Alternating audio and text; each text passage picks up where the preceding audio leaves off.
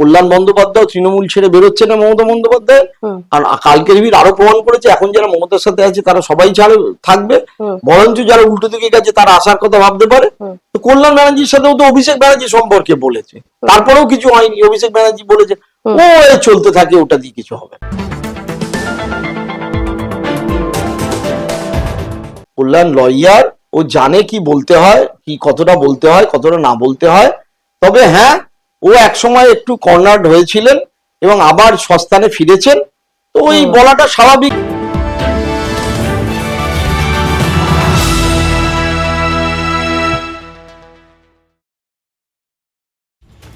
শহীদ দিবসের মঞ্চ এতটা সাকসেসফুল হবে মমতা তৃণমূলের, এটা বোধহয় তারাও আশা করেননি। সেই উত্তেজনাতেই হয়তো টানা 22 মিনিটের উপর বক্তৃতা দিয়ে ফেলেছিলেন কল্যাণ বন্দ্যোপাধ্যায়। তাতেই শুনতে হয় দিদির বকুনি, তাও আবার সর্বসমক্ষে। এই কি মেনে নেওয়া যায়? তাহলে কি অভিমানের সুরেই এতদিনের সম্পর্ক শেষের ইঙ্গিত পাওয়া যাচ্ছে, নাকি সুজনের তেঁতুল পাতায় নজনের নীতি মেনে থেকে যাবেন মমতার সাথেই? এর আগেও অভিষেকের মামলাজনিত ব্যাপারে ক্ষুব্ধ হয়ে তিনি বলেছিলেন অভিষেকের কোনো মামলা লড়বেন না, অভিষেক দলে থাকলে তিনি দলে থাকবেন না। তখনও একবার কল্যাণের পার্টি বদল করার জল্পনা তৈরি হলেও সেই জল্পনাকে ফু দিয়ে উড়িয়ে দিয়ে কল্যাণ বলেন দিদির সাথেই থাকবো। এবারেও কি একই সিন দেখা যাবে তাহলে, নাকি এবার কল্যাণের ফাইনাল গুড বাই দেখা যাবে তৃণমূল কংগ্রেস থেকে? আমরা মঞ্চে দেখেছি কল্যাণ ব্যানার্জি মাথা গরম হয়ে গেছে এবং মমতা ব্যানার্জির দিকে আঙুল তুলে কথা বলেছে। কেন? এইটুকু কারণের জন্য উনি 22 মিনিট বক্তৃতা দিয়েছেন বলে সেখানে মমতা ব্যানার্জি ওনাকে সংক্ষিপ্তে কথা বলতে বলেছেন। এই যে পুরো ঘটনাটা ঘটলো তার মাঝখানে আমরা যখন দেখলাম উনি আঙুল তুলে মমতা ব্যানার্জিকে কিছু বললেন, পাশ থেকে অভিষেক ব্যানার্জি ওনার হাতটা জোর করে নামিয়ে দিলেন। এই পুরো, আমি যদি এটা নাটকের একটা সিন বলি, এই সিনটা দেখে আপনি কি বলবেন? ও এরকম ওদের চলতে থাকে, ও আবার কল্যাণকে দেখতে যাবে বাড়িতে, আবার ফোন করবে, আবার কল্যাণও যাবে বাড়িতে। যেমন হয় না যে ছেলে মেয়ে বাবা মা বাংলা জঞ্জাট হচ্ছে, এই হচ্ছে সেই হচ্ছে, এটা নিয়ে যে বিরোধী যারা উল্লসিত বা টিভি চ্যানেল যারা দেখাতে পারেনি, ভেবেছিল মমতা ব্যানার্জির সভা ফ্লপ করবে, তারা এটাকে বড় করে দেখাচ্ছে। এটা বড় করে দেখার কোনো অর্থই হয় না, এটা থেকে অর্থ বার করাও সম্ভব নয়। আর কল্যাণ বন্দ্যোপাধ্যায় তৃণমূল ছেড়ে বেরোচ্ছে না মমতা বন্দ্যোপাধ্যায়, আর কালকের ভিড় আরো প্রমাণ করেছে এখন যারা মমতার সাথে আছে তারা সবাই ছাড়ে থাকবে, বরঞ্চ যারা উল্টো দিকে গেছে তারা আসার কথা ভাবতে পারে।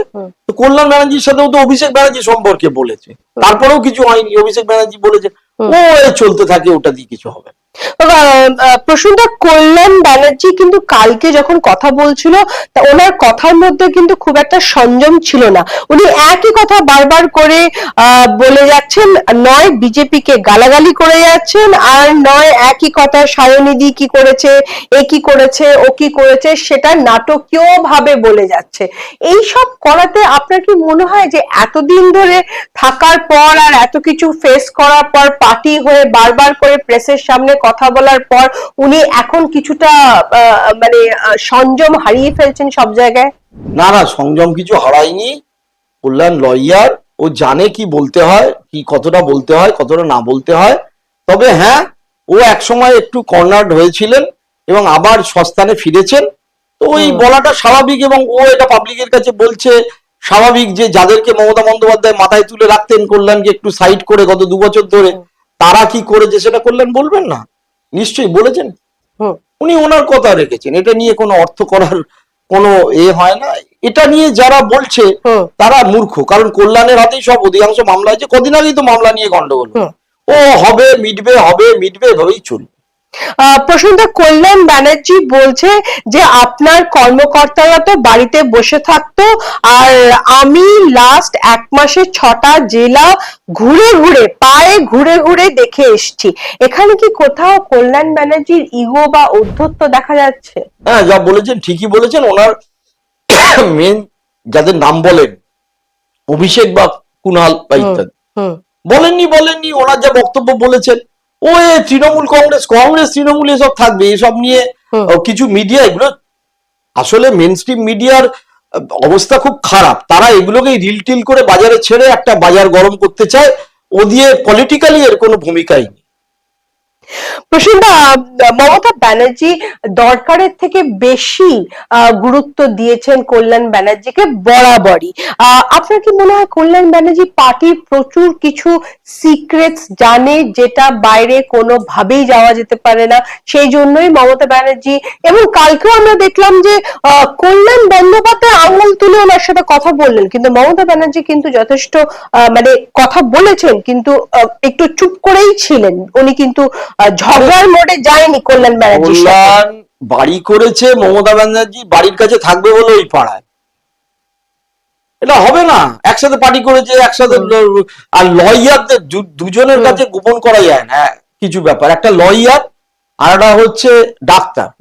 তো কল্যাণ ব্যানার্জি সবই জানে, মমতাও জানে, আরো লোকও জানতো, ববি অরূপ কি জানে না, সবাই জানে। এটা চলতে থাকবে, এটা নিয়ে মহুয়া মৈত্রর সাথে যদি কল্যাণ ব্যানার্জি ভাবতে পারে, তারপরে আর কল্যাণ ব্যানার্জির সাথে মমতা ব্যানার্জির কোনো ঝগড়া যারা লাগানোর চেষ্টা করছেন, ও কালকেই আবার অভিষেক ব্যানার্জি মমতার বাড়িতে চলে যাবে। অভিষেক ব্যানার্জি বলে কল্যাণদা যা বলেছে ঠিক আছে, মমতাও বলে কল্যাণকে পাশে বসিয়ে সব মিটমাট হয়ে যাবে। এইসব নিয়ে ভাবার কোনো কারণ নেই। একটা আদানির চ্যানেলে আমি, এই আম্বানির চ্যানেলে আমি দেখলাম এটা নিয়ে একটা ফোনও দিয়েছে। এখন আম্বানি আর আদানি, আমি নাম করছি না আপনাদের আলাদা চ্যানেল বলে, তাদের তো এই কাজটা থাকবেই রে ভাই। তাদের হাত থেকে তারা যেটা ভেবেছিল চলে যাচ্ছে, তাদের চ্যানেলগুলো এটা করবে না, তো করাটা স্বাভাবিক, সেটাকে আলাদা করে তুলে ধরা।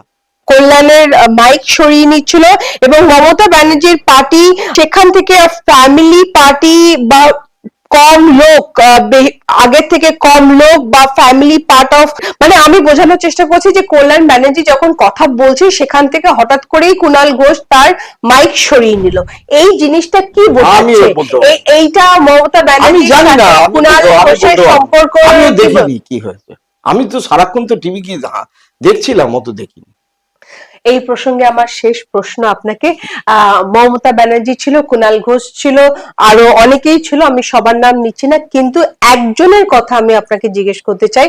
আপনার কি মনে হয় 21শে জুলাইয়ের মঞ্চে আমরা একটা অন্য রূপ অভিষেক ব্যানার্জি দেখতে পারলাম, যেটা অনেকটা ম্যাচিওরড, মেজার্ড, উদ্ধত থাকলেও সেই উদ্ধতর পেছনে একটা ইমোশন, প্যাথোস আছে? এত কিছু বিশ্লেষণ করা অভিষেক এখনো সময় আসেনি।